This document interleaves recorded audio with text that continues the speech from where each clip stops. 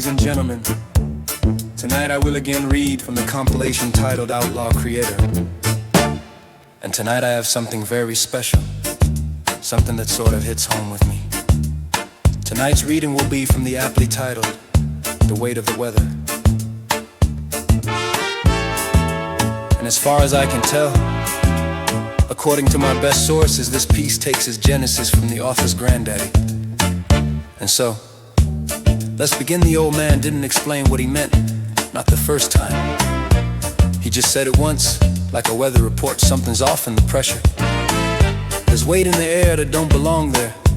Then he stopped and kept sharpening his blade. No one argued, not because they believed him, but because when a man like that says something strange, you don't interrupt it. You let it sit.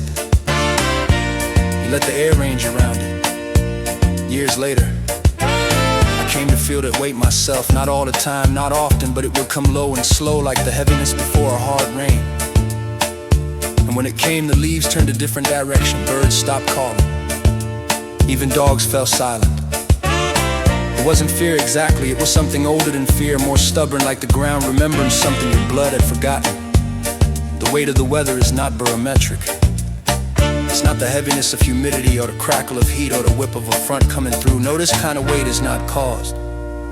It's revealed. It comes from something that has always been here and which will be here after we are gone. Something that watches, listens, waits. The weather we mean here is not the weather of clouds and wind. It's the moral weather, the weather of the soul. There are places in the world where the land still remembers. My granddaddy knew them. He'd walk up to a grove of bent trees and feel the pull of something gone wrong. He'd say, "That one's carrying something it can't speak." Then he'd kneel in the soil, whisper low and wait, sometimes for minutes, sometimes for hours. The weight of the weather is a burden shared between the land and those who still know how to listen to it. Most don't. They pave their listening over with traffic noise, television static, and academic confidence. But the few who remember, the walkers, the watchers, the bone listeners, they know and they feel it in the marrow. I've heard that in certain cultures, storms are seen as spirits trying to make sense of the harm that has been done in a place. The thunder, their argument, the wind, their breath, the rain, their weeping. I believe that or something like it. What I know for sure is this: sometimes the air goes heavy, not because of what is coming, but because of what is here. Because truth is standing in the corner of the room waiting to be noticed. You can't push your way through weather like that. You can't cut it or preach it or manage it. The weight of the weather teaches you stillness. It asks you to stop, to notice, to hold. There are people who carry this kind of weather. You've met them.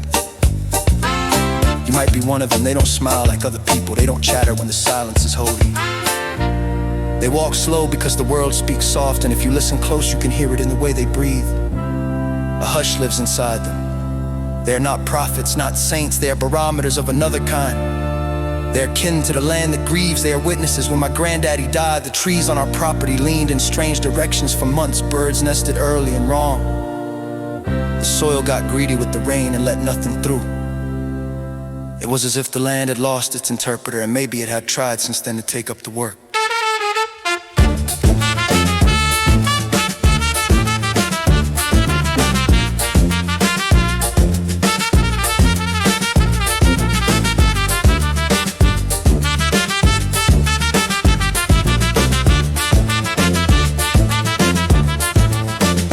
I carry his knife.